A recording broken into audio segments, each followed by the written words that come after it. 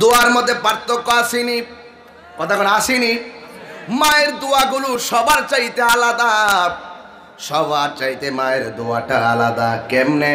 আমার ভাই যখন বিদেশ যায়, আমার নিজের ভাই যখন বিদেশ যায়, ঘর থেকে বাইরে করে দিলাম।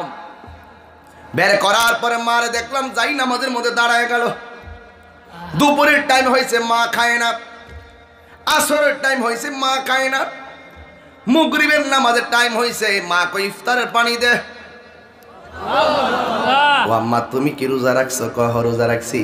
যেদিন থেকে আমি প্রায় দিন ধরে রোজা রাখি, যেদিন থেকে আমার সন্তান তোর ভাইয়ের ডেট হয়েছে, ওই দিন মনে মনে ভেবেছি আমার সন্তানটারে তোর বাইরে আমি বিদায় দেব রোজা মুখে। মা বিছানা থেকে উঠে নাই, তখন অপেক্ষা করলো, কিন্তু ইফতারের পানি খাওয়ার পর রাতের বেলা ভাত খায় না। এবার জিগাইলাম কেন এখন খাও না, 3.5 দিন রোজা রাখছো।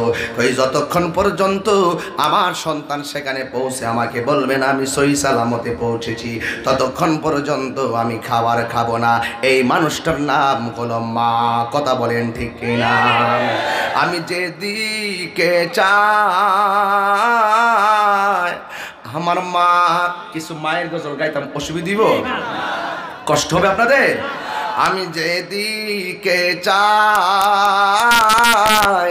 আমার মাকে ছাড়া অন্য কিছু দেখি না, মায়ের মতো না।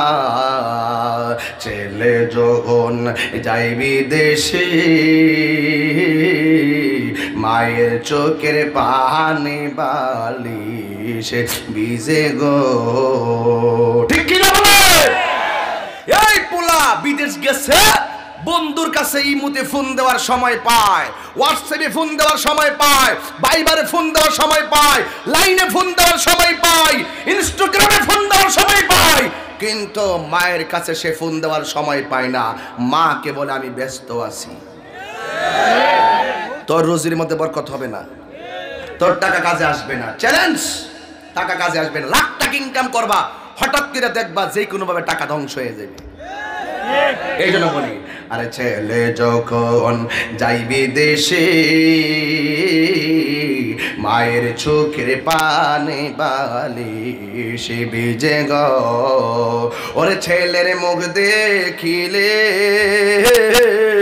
মায়ের কোনো দুঃখ থাকে না, মায়ের মতো না।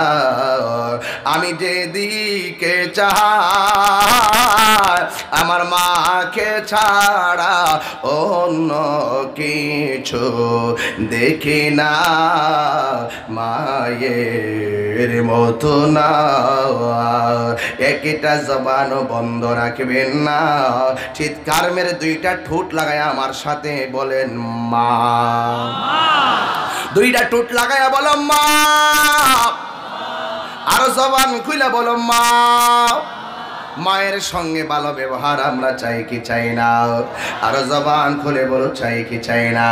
মায়ের দোয়া আল্লাহর ওলি হইছে, প্রমাণ আছে না নাই? কথা কেন, প্রমাণ আছে না নাই?